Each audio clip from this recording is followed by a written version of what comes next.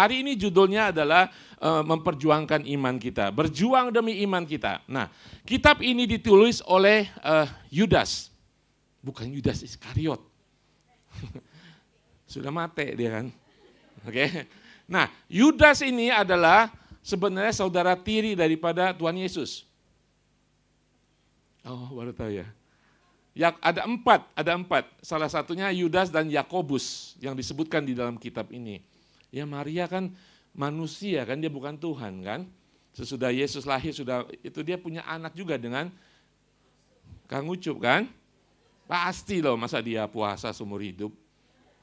Belum ada sistem suster-susteran waktu itu. Jadi, nah Yudas ini salah satu adalah pemimpin di Yerusalem bersama Yakobus, pemimpin gereja awal mula-mula di Yerusalem ya. Kalau saudara baca di kitab para rasul ada Jerusalem Council. Itu jadi mereka yang mengirimkan misi dan sebagainya. Jadi pusat gereja pada saat itu orang percaya. Nah, kita lihat penulisannya 70-80 Masehi.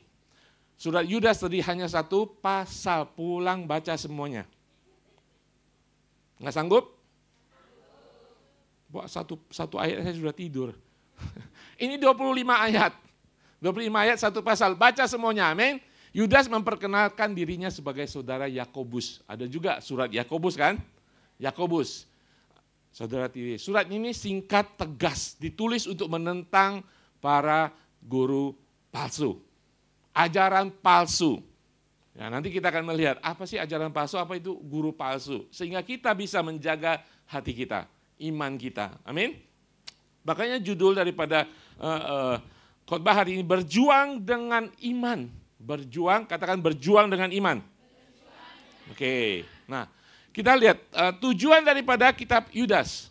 Saya belum khotbah, cuman gambaran besar ya. Jadi tujuan daripada kitab Yudas adalah menghimbau, katakan menghimbau. Orang-orang Kristen. Jadi bukan menghimbau orang lain, tapi orang-orang jemaat Tuhan. Yang terjadi pada tahun gereja mula-mula dan juga hari-hari ini. Ya, agar waspada terhadap orang-orang fasik dan tidak jatuh bersama dengan mereka. Saya tahu saudara sudah mengerti. Banyak ajaran palsu, ya kan, guru-guru palsu, nabi-nabi palsu. Bagaimana kita bisa tahu? Bagaimana kita akan mempertahankan iman kita, kita belajar. Juga memperingatkan, katakan memperingatkan. Bahwa penghakiman yang sangat berat menanti orang-orang seperti itu. Menyingkapkan, katakan menyingkapkan. Seperti apa orang-orang fasik itu? Jangan lihat kiri kanan. Firman Tuhan akan menyingkapkan seperti apa orang-orang fasik itu. Sehingga orang percaya kita semuanya mampu membedakan dan tidak jatuh bersama dengan mereka. Amin, haleluya. Nah saudara sekalian, saya membaca saudara ya, statistik. Di Amerika Serikat, sekarang ini 82% sudah tidak percaya kepada Yesus sebagai Tuhan dan Juru Selamat. 15 tahun yang lalu hanya 15% sudah. 15 tahun lalu hanya 15% yang tidak percaya. Berarti ada berapa yang percaya? 67 percaya Yesus. Makanya Amerika diberkati dengan luar biasa. Dan mereka mengirimkan banyak sekali misionari ke luar negeri. Mereka dana misinya sangat besar. Setiap orang percaya memiliki kebenaran iman dan mereka menyumbang dan Amerika mengirimkan misi ke seluruh dunia. Tapi sekarang 15 tahun kemudian mayoritas orang tidak percaya kepada Yesus. Kekristenan dianggap sudah kadaluarsa. Kalau terjadi di Amerika, negaranya dibangun, dasar negaranya, undang-undang dasarnya ditulis oleh orang-orang percaya kepada Tuhan. Dan semua peraturan dasar seperti undang-undang dasar itu berkiblat kepada Alkitab. Saudara sekalian, kalau itu bisa terjadi di Amerika, itu bisa terjadi di mana saja, betul? Itu terjadi di zamannya Yudas, bisa terjadi pada zaman sekarang ini. Jadi hari ini kita harus waspada. Kita hari ini harus belajar. Mari kita lihat di dalam Yudas 1:2. Jadi kalau kita bilang Yudas 1 atau 8 atau 12 itu ayat ya, tidak ada pasal ya. Dari Yudas hamba Yesus Kristus dan saudara Yakobus, kepada mereka yang terpanggil, kita semuanya, yang dikasihi dalam Allah Bapa dan yang dipelihara oleh Yesus Kristus, berarti orang percaya. Rahmat dan damai sejahtera dan kasih kiranya melimpahi kita. Jadi ketika awal suratnya, si Yudas ini ingin kita tahu bahwa kita ini berharga di mata Tuhan. Kita bersama disatukan oleh rahmat dan kasih karunia Yesus Kristus. Ya, kita tahu. Jadi ini untuk orang percaya, berjuang dengan iman. Amin. Nah, next kita lihat di dalam ayat ketiga, keempat. Saudara-saudaraku yang kekasih, nah dia mulai memberitahukan untuk kita waspada, langsung tegas, singkat, boom, buat kita mengerti saat ini. Ya, saudara, kalau saudara menjadi orang Kristen, saudara tidak bisa cuek, saudara. Kalau saudara cuek dan tidak peduli dengan kehidupan rohani saudara, kehidupan saudara-saudara seiman, harus dipertanyakan, dia orang Kristen apa? Bukan. Setuju? Tidak ada yang mau jadi susel dan semedi di gunung kan? Saudara di sini, saudara harus memperhatikan satu sama lain. Amin. Nah, dikatakan saudara-saudaraku yang kekasih, sementara aku bersungguh-sungguh berusaha menulis kepada kamu tentang keselamatan kita bersama. Hei, kita sudah selamat di dalam nama Tuhan Yesus, yang katakan. Aku merasa terdorong untuk menulis ini kepada kamu dan menasehati kamu, supaya apa? Kamu tetap berjuang untuk mempertahankan iman yang telah disampaikan kepada orang-orang kudus. Tetap tadi terus-teruskan kan? Ya kan? Seperti saudara bekerja di Hong Kong, berjuang untuk mencari dolar. Tetap, oke? Kita harus tetap berjuang untuk mempertahankan iman yang telah disampaikan kepada kita. Sebab, nah ini dia alasannya. Sebab ternyata ada orang tertentu, enggak semua orang tertentu yang telah masuk menyelusup di tengah-tengah kamu. Sekali lagi jangan lihat kiri kanan. Dia di tengah Pak, dia ini. Di tengah-tengah kamu. Yaitu orang-orang yang telah lama ditentukan untuk dihukum. Bagian akhir, mereka adalah orang-orang yang fasik, orang-orang tidak benar, orang-orang jahat ya secara roh. Yang menyalahgunakan kasih karunia Tuhan. Jadi mereka tuh menyalahgunakan iman percaya mereka, kasih karunia untuk melampiskan hawa nafsu mereka. Dan tidak hanya menyalahgunakan kasih karunia dan menyangkal satu-satunya penguasa dan Tuhan kita Yesus Kristus. Ada sekarang di sini? Nggak ada. Jangan lihat saya bukan. Tapi saudara tahu ada orang seperti itu kan? Ya, mungkin di sini mungkin ada juga. Dulu kita nggak tahu ya. Ketika ajarannya jauh daripada ajaran untuk menyembah Tuhan Yesus, itu sudah sesat. Ya kan? Yesus oke, kita menyembah dia, tapi Yesus salah satu daripada dewa, salah satu daripada Tuhan, itu sudah sesat. Satu-satunya penguasa dan Tuhan kita Yesus Kristus. Amin. Yang percaya katakan? Oke. Nah, saudara, arti berjuang dengan iman itu, karena dunia memang sudah, kalau saudara belakangan melihat, nggak usah lihat agama lain, lihat agama saudara sendiri. Ya kan? Ada perkembangan ideologi kekristenan yang begini, yang begitu, yang progresif, yang liberalisme dan sebagainya. Itu sudah menyimpang daripada firman Tuhan. Dan bagaimana kita bisa mempelajari dan mengerti itu semua, saudara harus pasang roh kehidupan saudara. Karena semuanya itu tidak mengatakan langsung Yesus itu bukan Tuhan, Yesus 100% manusia. Tidak. Dalam mulut mereka mengaku Yesus, tapi dalam tindakan mereka sedikit demi sedikit menggerogot saudara. Presentasinya bagus saudara. Wah, saudara tertarik. Orangnya ganteng lagi.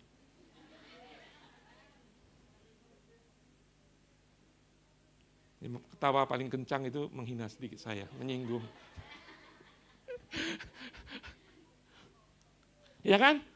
Presentasinya tuh nggak bakalan langsung menuduh Yesus sebagai manusia, tetapi lambat laun saudara terjadi perubahan cara pikir saudara, Dan saudara, Yesus sudah modern, Yesus kan manusia. Oke, Yesus pelaku mukjizat, Yesus hebat. Jadi selama-lama saudara melihat Yesus hanya sekedar nabi, hanya sekedar pelaku mukjizat, hanya sebagai orang yang bisa melakukan banyak sekali tanda dan mukjizat tanpa melihat Yesus sebagai Tuhan. Yesus itu guru yang hebat. Tapi Yesus mengatakan, akulah satu-satunya jalan. Salah. Yesus tidak mengatakan aku satu-satunya jalan. Aku adalah jalan. Kebenaran dan hidup. Situ saja kita sudah harus tahu iman kita di sana. Amin. Nah, saudara sekalian, jadi hal ini kita harus tahu, bukan saja orang-orang seperti itu hanya seperti pastor gitu ya, guru-guru agama, tidak saudara. Ketika orang sudah disesatkan dunia, dia bisa membawa ke dalam gereja untuk menyesatkan jemaat Tuhan. Mungkin mereka juga tidak tahu, tetapi mereka yakin benar dengan pengetahuan mereka. Dibawa ke gereja, dipengaruhilah saudara. Mereka sendiri terpengaruh, dia bawa ke gereja.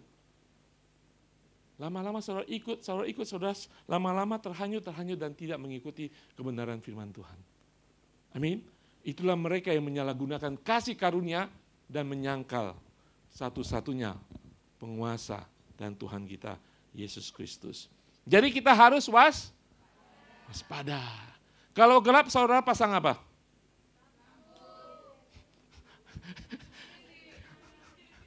Kalau gelap tidur kan? Saya ingat ketika saya masih SMP, suatu saat rumah saya itu sewa sih ya. Listrik ini diputus saudara. SMP saudara. Jadi tiap malam saya harus nyalakan Petromax. Petromax saudara tahu? Petromax bukan templok. Templok kan tinggal nyalain, masukin apinya nyala kan? Oh, Petromax kalian harus pakai celana, ya kan? Pakai spiritus, ya kan? Spiritus, habis itu pompa. Supaya rumah saudara terang, nggak ada listrik. Saudara, saya ingin katakan, dalam kehidupan kita, kadang-kadang kita gelap, tanpa kita sadari, kehidupan rohani saudara harus pasang Petromax rohani. Pak, Petromax kan lampunya kecil, nggak apa-apa, yang penting kalau ada lampu pasti ada terang, amin? Daripada saudara, wah tidur aja, saya nggak mau pusingin gereja, ajaran-ajaran ICA, pokoknya saya datang makan, gosip dan pergi. Kita harus pasang terang dalam kehidupan kita. Amin. Jadi kita harus waspada. Nah, sebelum kita membahas, saya ingin cerita satu. Saudara tahu Hiroshima? Ya, di bom atom itu kan? Sebenarnya Jepang sudah menyerang Pearl Harbor di Hawaii sana. Habis-habisan Amerika, hancur semuanya angkatan perangnya. Nah, Amerika membalas kan. Pada tanggal 6 Agustus 45. Hari itu adalah hari Hiroshima dibom, ya kan? Tetapi waktu itu kan ketahuan kan pesawat yang datang ada radarnya. Mereka sudah tahu intelijen Amerika akan balas, sekutu akan balas. Mereka sudah siap-siap. Pada tanggal 6 itu sirine berbunyi. Semua pergi keluar atau bersembunyi. Kemudian di bagian tentaranya itu intelijennya melihat di radar cuman ada 3 pesawat. Radarnya cuma ada 3 titik yang jalan terus. Ya ampun, ini cecerek. Kalau menyerang kan pasti pesawatnya ratusan kan, titik-titiknya banyak, wah kita benar-benar lari. Dianggap enteng 3 itu dan salah satu pesawat itu ada bom atomnya, hancur lebur semua Hiroshima. Saudara, kita harus waspada. Intinya saya mengajak saudara waspada. Jangan terjerumus, jangan oke lah cuman begitu doang ada kebenarannya juga, enggak. Periksa di Alkitab. Jangan sampai kita terlena, akhirnya kita kena bom. Hancur lebur. Oke? Live stream, harus hati-hati. Saya mengerti, kita harus waspada. Nah, sekarang bagaimana kita memahami panggilan berjuang untuk mempertahankan iman? Tadi ayat 3 mengatakan, kita harus berjuang mempertahankan iman. Berjuang dalam arti kata ini adalah bergulat, saudara. Saudara pernah bergulat? Dulu Pak sama cece saya di rumah. Cuma lebutin singkong aja bergulat. Bergulat, artinya bergulat itu peperangan secara pribadi, peperangan jarak dekat. Ya, jarak dekat, saudara bergulat. Bukan dia yang bergulat buat dia, bukan. Saudara, berjuang itu artinya bergulat. Pribadi, personal, dan jarak dekat. Itu dia, setiap kita harus melakukan itu. Kalau enggak, saudara dicekik, dibanting oleh ajaran-ajaran luar. Saudara harus berjuang untuk iman percaya saudara. Dan iman itu apa? Dalam hal ini iman itu kepercayaan saudara. By the way, saudara punya iman nggak ya? Jangan-jangan datang ke gereja tidak bertumbuh. Ayo kamu berdoa. Jangan Pak, saya.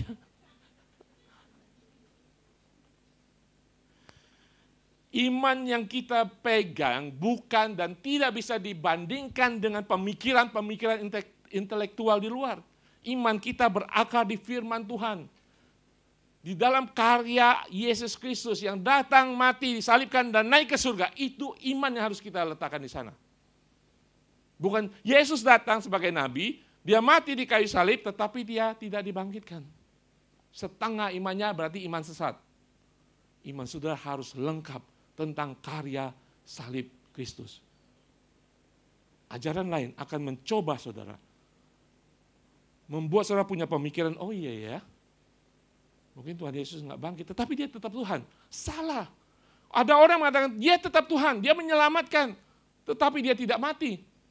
Salah. Hanya sebagian, salah total. Saudara harus memperjuangkan bergulat untuk iman saudara. Amin. Katakan kamu harus bergulat.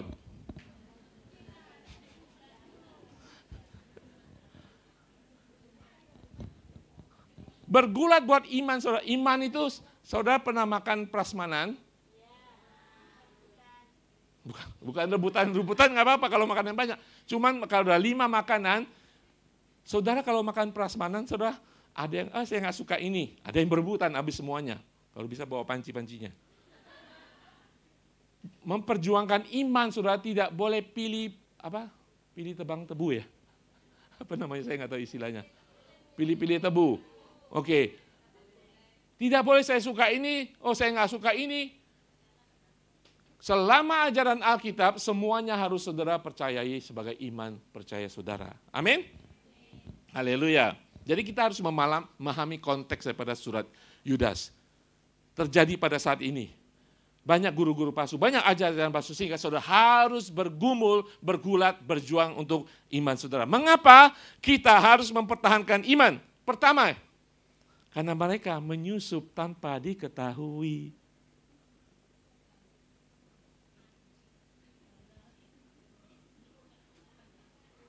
Mereka menyusup tanpa diketahui. Kalau dia nunduk semuanya sama. Semua lihat ke sini.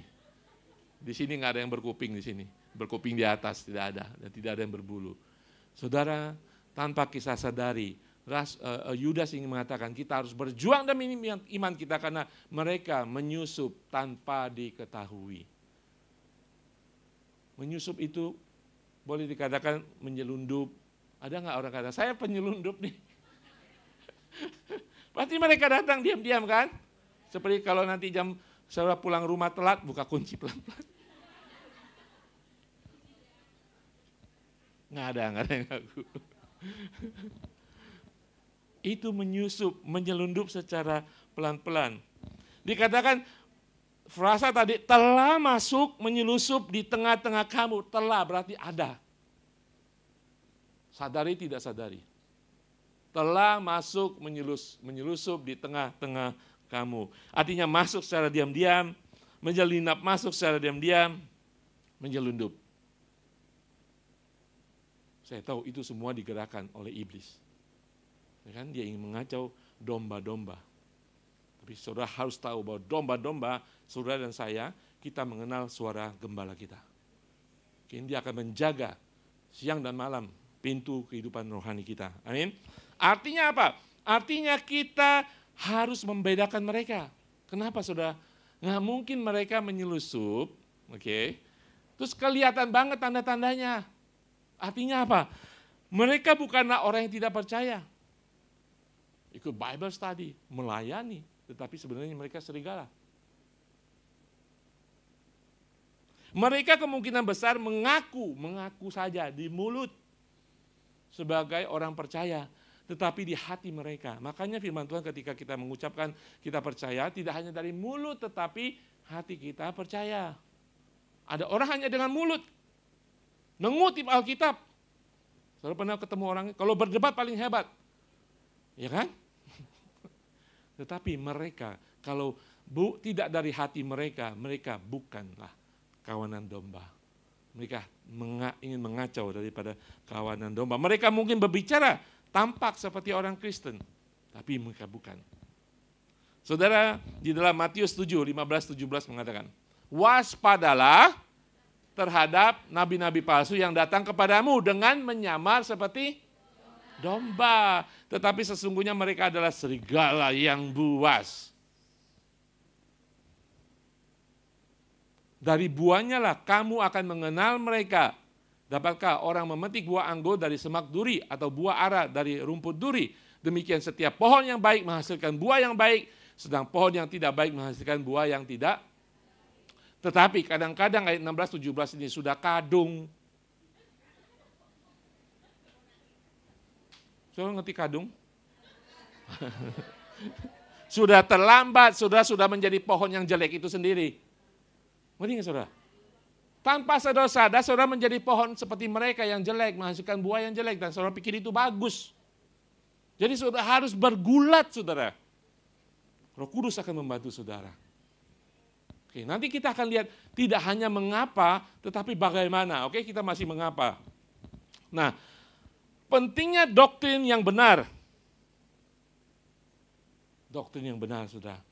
Gereja masing-masing punya doktrin, kan? Saudara harus cek dan dicek, dibangun kebenaran firman Tuhan secara keseluruhan atau tidak. Doktrin bisa dibangun dengan 1-2 ayat. Dan mereka bangun doktrin itu dari 1 dan 2 ayat. Tanpa melihat secara keseluruhan. Di situ mulai kesesatan. Biasanya orang bangun doktrin 1-2 ayat itu ada motivasi di dalam 2 ayat itu tanpa melihat yang lain-lain. Di situ saudara harus curiga. Amin. Amin. Ya. Saya katakan, doktrin yang benar membentuk landasan iman kita. Doktrin ajarkan siapa Allah itu yang sebenarnya, siapa kita orang yang percaya, dan bagaimana kita harus hidup dalam terang kebenaran Allah itu sendiri.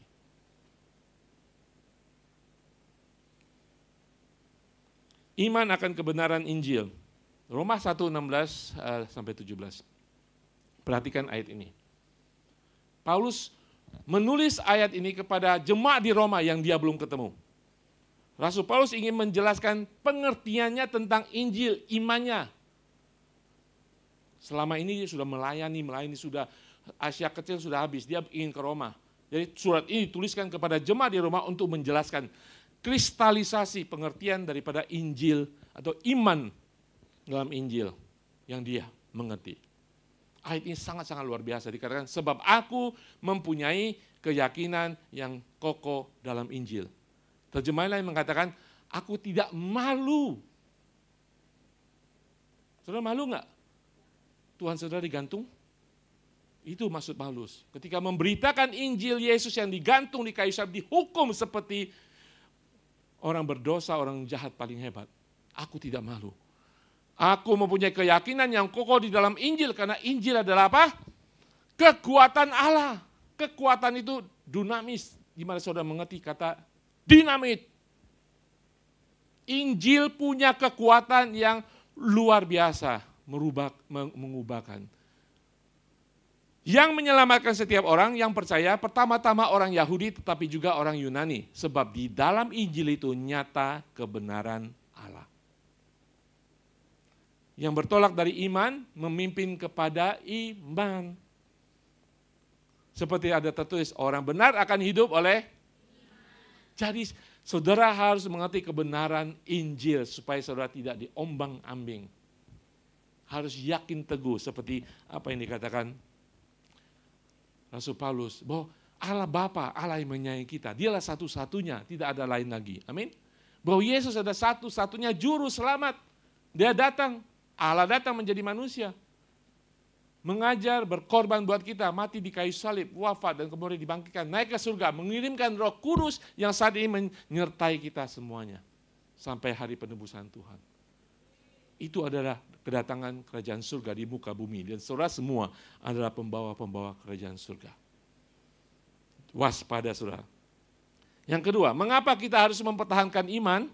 Bukan hanya kita harus tahu bahwa mereka menyelinap, menyusup, tanpa kita ketahui, tetapi mereka memutarbalikkan kasih karunia Tuhan. Di ayat 4 tadi mengatakan di bagian bawahnya, next.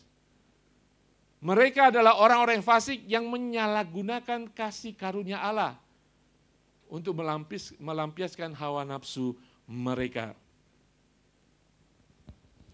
Saudara, orang yang awal diberkati Tuhan, melayani, ditambah-tambah wahyu, ditambah-tambah pengertian. Ketika dia menjadi dirinya sendiri, dia menganggap semuanya adalah kemampuannya, semua kebenarannya adalah dari dia sendiri, disitulah awal kesombongan, dan disitulah awal kesesatan akan terjadi. Amin. Itu sudah menyalahgunakan hukum kasih karunia. Saudara lihat, Yesus ketika datang dia menyampaikan hukum kasih karunia. Oke? Grace. Saudara bisa diselamatkan ketika saudara hanya percaya kepada Tuhan Yesus dan itu gratis. Makanya Paulus mengatakan, aku tidak mau tentang cerita itu. Tapi disitulah kekuatan dan kebenaran Tuhan. Nah, ketika menyampaikan itu, orang Farisi tidak terima. Orang Farisi tidak terima. Kok bisa banget sih itu kasih karunia itu murah banget? Murahan. Nggak mungkin. Harus diperjuangkan. Sesuatu yang berharga harus diperjuangkan. Dulu saya melihat seorang pria naksir, hatinya tidak menggebu-gebu lagi, berdoa bom. Saudara perjuangkan dia kan? Sesuatu yang berharga diperjuangkan. Itu konsep manusia. Ya kan? Nggak ada yang gratis di dunia ini. Dengan pemikiran yang kelihatan baik dan benar, mereka terapkan di dalam hukum kasih karunia. Sedangkan kasih karunia keselamatan dari Tuhan yang gratis, cuma-cuma itu harus diperjuangkan. Itulah mereka menyalahgunakan kasih karunia. Mereka sampai menyangkal keberadaan daripada Tuhan Yesus. Kadang-kadang mereka datang di gereja, mereka percaya Yesus adalah Tuhan. Yes, Tuhan, satu-satunya. Apa artinya menyalahgunakan kasih karunia? Dia mereka percaya semua Injil, tetapi mereka mengabaikannya, nggak mengikutinya. Menyalahgunakan kasih karunia. Di sini banyak terjadi dengan orang Kristen yang kelihatan setia, tulus, melayani. Mereka mengerti kasih karunia, tetapi mereka tidak mengikuti firman Tuhan. Tidak mentaati firman Tuhan secara total. Menyangkal keberadaan Tuhan dengan tidak mengikuti firman Tuhan. Mereka sebenarnya menyangkal Yesus sebagai satu-satunya penguasa itu. Amin. Apa artinya menyangkal Yesus Kristus? Di dalam 2 Petrus 2 ayat 17-18 mengatakan. 2 Petrus 2:17. Tetapi kamu saudara-saudaraku yang, by the way saya katakan, 2 Petrus ini mirip-mirip dengan Yudas. 2 Petrus bercerita tentang banyak nabi-nabi palsu, ajaran-ajaran palsu. Jadi di sini dalam pasal kedua 17-18 mengatakan, tetapi kamu saudara-saudaraku yang kekasih, kamu telah mengetahui hal ini sebelumnya, karena itu waspadalah, supaya kamu jangan terseret ke dalam kesesatan orang-orang yang tak mengenal hukum, dan jangan kehilangan peganganmu yang teguh, imanmu. Tetapi bertumbuhlah dalam kasih karunia, dalam pengenalan akan Tuhan dan Juru Selamat kita, Yesus Kristus. Katakan bertumbuhlah. Kalau bertumbuh itu apa saudara?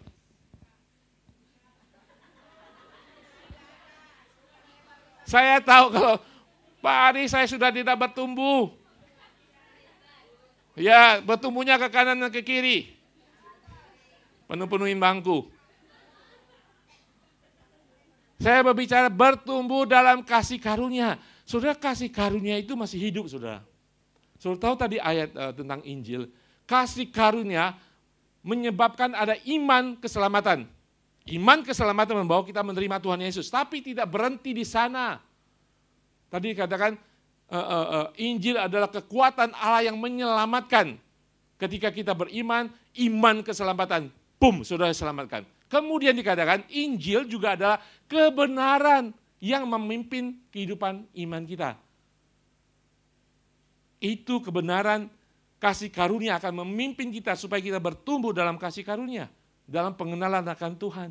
Karena kita tidak pernah selesai mengenalkan Tuhan. Harus bertumbuh. Amin. Kalau saudara tidak bertumbuh dalam iman, berarti saudara mundur dalam iman. Ya, betul ya. Kalau saudara tidak bertumbuh dalam iman, sebenarnya saudara mundur dalam iman. Waktu kecil, saudara tidak bertumbuh, oh happy sih orang bertumbuh. Sebenarnya teman-teman saudara bertumbuh. Sebenarnya saudara menurun, karena teman-teman saudara sudah naik. Kalau saudara tidak bertumbuh dalam iman, berarti saudara menurun dalam iman saudara. Amin. Mengapa kita harus mempertahankan iman? Tidak hanya mereka menyusup secara diam-diam, bukan hanya mereka menyalahgunakan kasih karunia, tetapi mereka menyangkal otoritas Kristus. Boleh menyanyi Yesus adalah Tuhan, boleh menyebut Yesus adalah Raja. Hati mereka siapa tahu. Firman Tuhan tadi mengatakan dari buahnya lah kita tahu. Kau bisa menyanyi, berkhotbah, tapi Tuhan Yesus bukan Tuhan. Ada terjadi, saudara. Hati-hati terhadap orang-orang seperti itu. Dikatakan ayat 4 tadi di bagian belakang. Dan yang menyangkal satu-satunya penguasa dan Tuhan kita Yesus Kristus. Menyangkal. Apa artinya menyangkal Yesus Kristus? Mereka menyangkal Yesus berarti lebih dari sekedar menolak pengakuan verbal saja. Mereka bisa menyangkal verbal, tapi dalam hatinya itu sudah busuk. Dia tidak percaya Yesus sebagai Tuhan. Dalam tindakan, dalam perbuatan mereka. Kita tahu, menyangkal Yesus juga berarti mengabaikan perintahnya, tidak hidup sesuai dengan ajarannya, dan lebih memilih untuk mengikuti jalan dunia dan jalan dewe-dewe. Itu? Ayat 8 mengatakan demikian. Ayat 4 terus kita ke next, ayat 8. Yudas 8. Namun demikian orang-orang yang bermimpi-mimpi inilah juga mencemarkan tubuh mereka dan menghina kekuasaan Allah serta menghujat semua yang mulia di surga. Apa artinya bermimpi-mimpi ini? Banyak orang Kristen, banyak orang di dalam gereja hanya berdasarkan pengalaman rohani saja. Pengalaman rohaninya hebat suatu masa, tapi itu tidak paten, saudara. Roh Kudus itu tidak terbatas. Roh Kudus itu kreatif sesuai dengan konteks gereja ini, tempat ini, saat ini. Jadi kita tidak bisa hanya mengatakan pengalaman saya begini dan kita tetapkan sebagai aturan tambahan selain Injil. Itu orang bermimpi-mimpi. Tanpa sengaja mereka menghina kekuasaan Allah, otoritas Kristus, otoritas Injil Tuhan. Dengan mengkotakkan saja apa menurut pengalaman pribadi mereka. Itu satu yang merusak gereja juga. Tapi lambat laun saudara akan melihat buahnya. Dan lambat laun jangan sampai kita telat dan kita sudah terlanjur. Kita harus tahu dari awal. Amin. Di dalam Matius 16:24 mengatakan, jika seorang mau mengikuti aku, dia harus menyangkal dirinya. Menjangkalan diri harus selalu ada sehingga kita terhindar dari kesombongan. Supaya kita tetap rendah hati, memikul salib, mengikuti aku. Itu harus terjadi senantiasa menyangkal diri.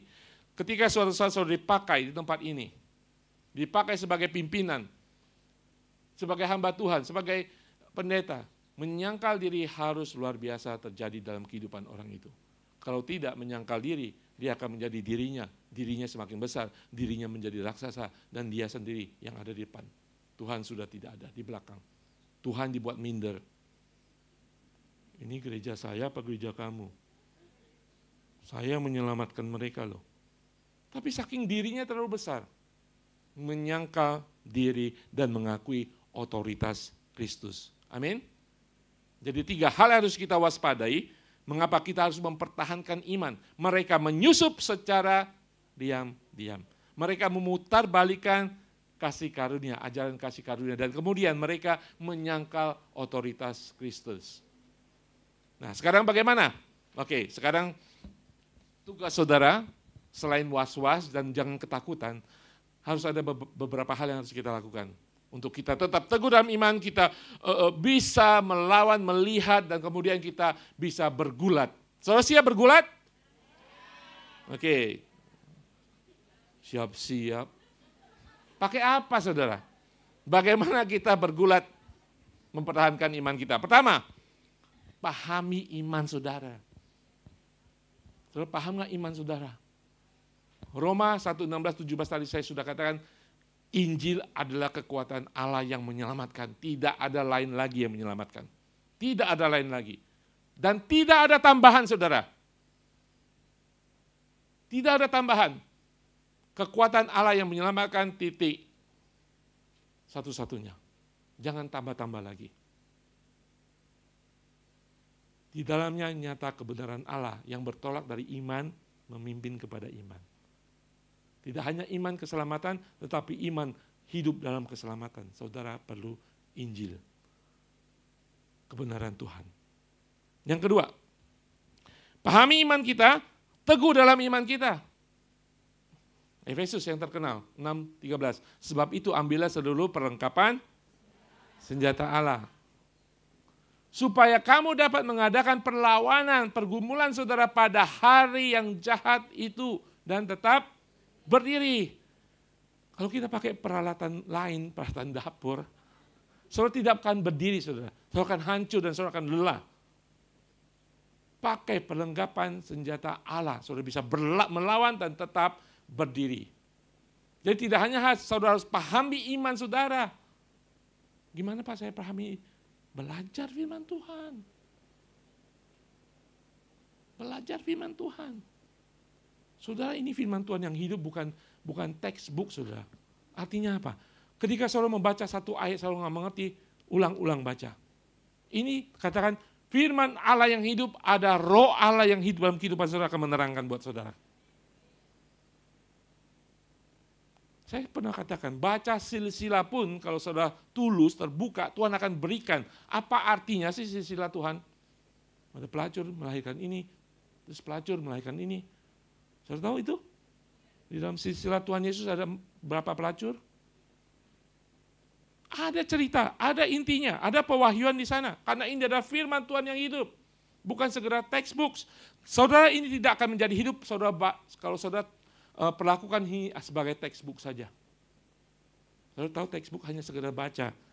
Hanya seperti novel. Ini hidup. Bisa mengubahkan saudara. Sehingga iman saudara bertumbuh. Sehingga saudara memahami iman saudara. Dan tetap teguh dalam iman saudara. Next. Berdoa. Terhubung dengan sumber iman. Kapan saudara terakhir berdoa?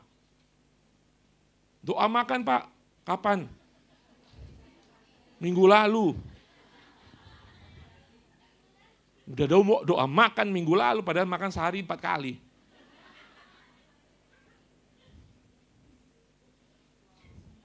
Melalui doa, yang sungguh-sungguh ya, saya katakan yang sungguh-sungguh tulus, kita tanpa sadar saudara sedang mencari bimbingan dari Tuhan kan? Tanpa sengaja, bukan sengaja. Penetapan Tuhan dia akan memberikan bimbingan buat saudara. Saudara mencari kepada dia sumber segala-galanya. Saudara harus mau mencari Tuhan. Dia akan memberikan bimbingan, kekuatan, kejelasan, iluminasi ataupun pewahyuan dari dia. Kalau saudara tidak minta. Kalau anak saya tidak pernah meminta kepada, jadi uang mingguan sudah habis nih. Sudah ada tanda-tanda kan. Padahal belum harinya. Hari Senin biasa baru kasih. Uang mingguan si Jonathan. Sabtu, Minggu, wah saya sudah bangkrut nih. Saya perlu uang mingguan. Tanda-tanda kan. Kalau saudara berdoa kepada Tuhan, Saudara sedang mengirimkan signal, saudara perlu dia, perlu bimbingannya, perlu pewahyuan dari Tuhan. Sehingga kekuatan yang diberikan kepada saudara. Kejelasan, apalagi saudara bingung ya. Dia ini sesat apa enggak? Ajarannya benar apa enggak? Berdoa kepada Tuhan. Check and recheck, berdoa kepada Tuhan. Itulah supaya kita bisa bergumul. Saudara, kalau saudara tidak bergumul, kalau saudara tidak berdoa yang adalah nafas kita bersama Tuhan, channel kita satu channel dengan Tuhan, makanya sering kali kita kalah bergumul.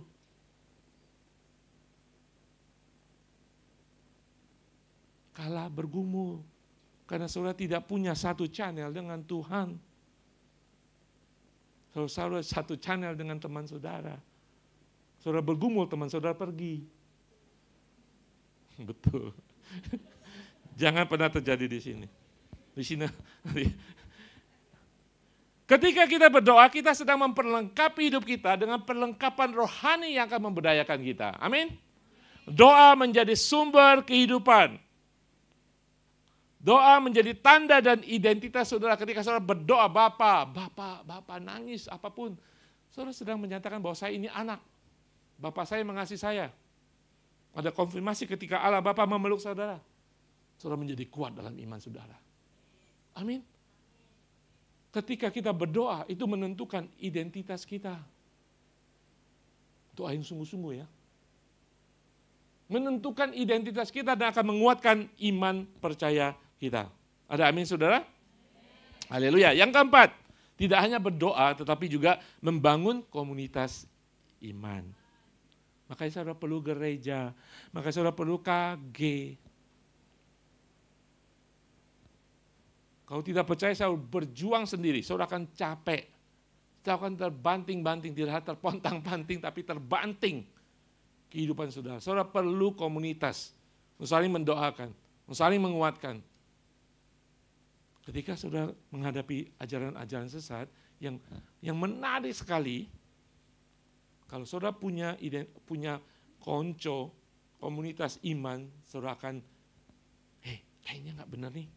Kadang-kadang kita blank kan, ngelihat yang bagus-bagus saja. Saudara pernah dihampiri oleh pemuda dengan baju hitam putih?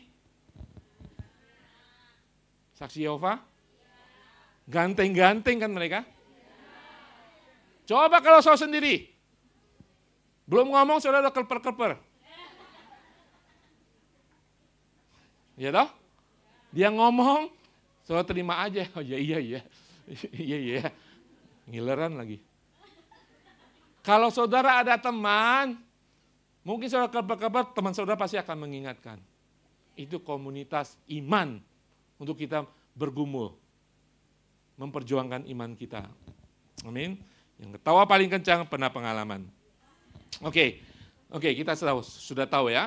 Bagaimana kita mempertahankan iman dengan kita tetap memahami iman kita, memperkuat iman kita, berdoa, terhubung dengan sumber iman itu, dan bangun komunitas iman. Tidak bisa sendiri. Dari dulu saya katakan tidak pernah ada orang percaya yang berjuang sendiri.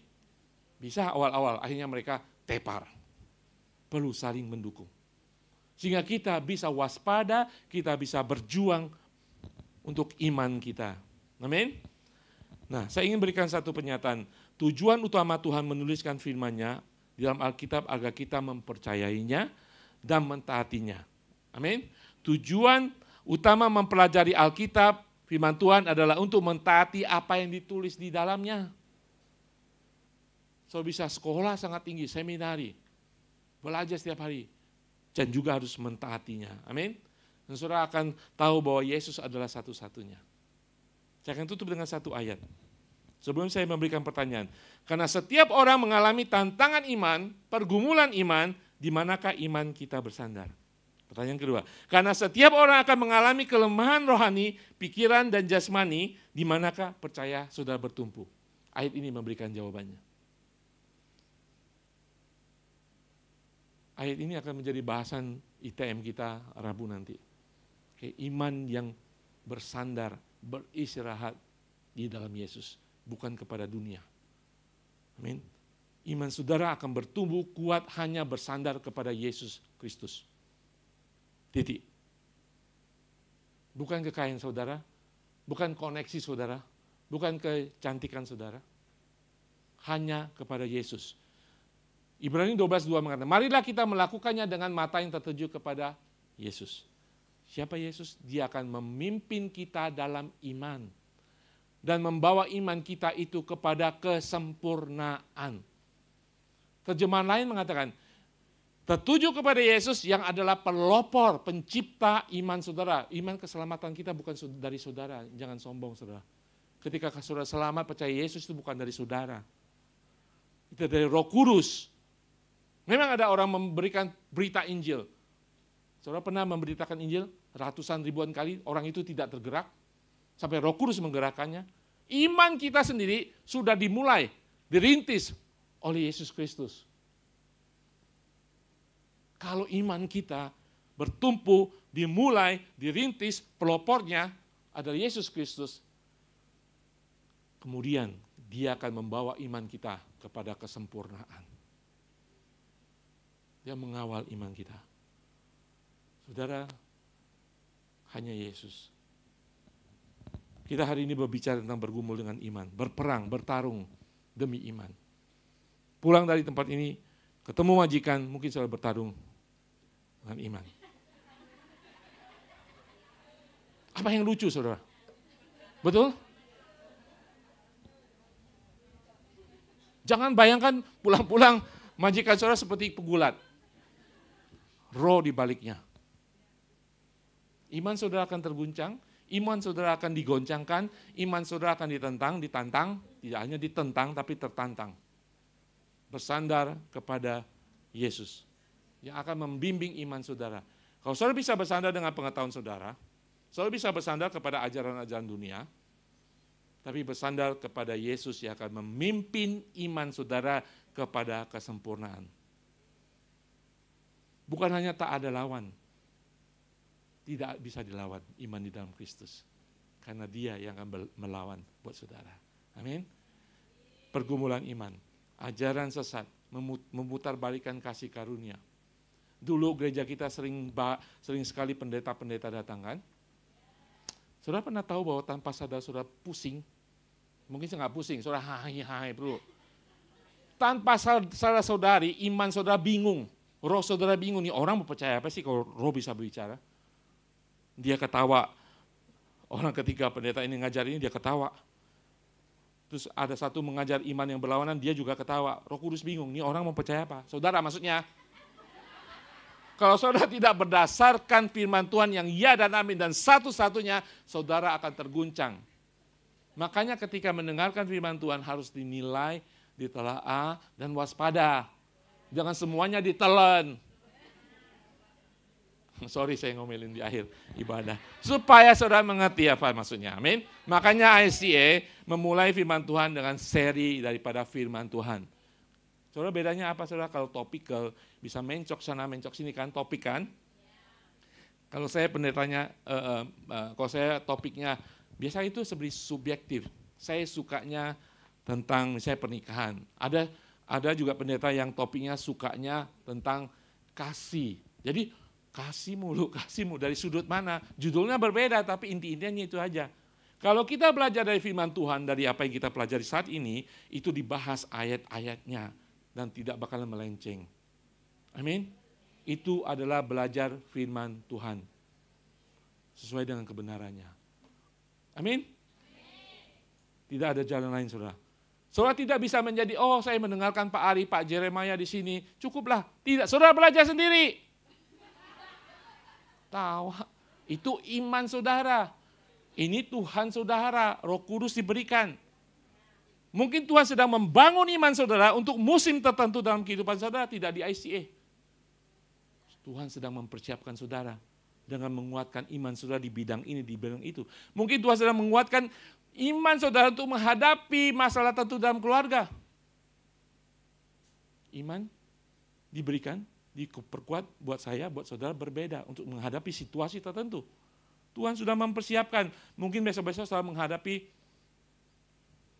majikan yang jahat. Perlu iman kan? Mungkin saudara diperhadapkan suatu saat dengan majikan yang terlalu baik. Perlu iman kan? Perlu iman nggak? Ya terserah kamu lah, belanja. Perlu iman itu. Kalau enggak, nolnya tambah 1. Betul atau betul? Tuhan sedang mempersiapkan iman masing-masing. Itu urusan pribadi, pergumulan pribadi, dan juga itu close contact. Suatu saat kita akan mengalami dan kita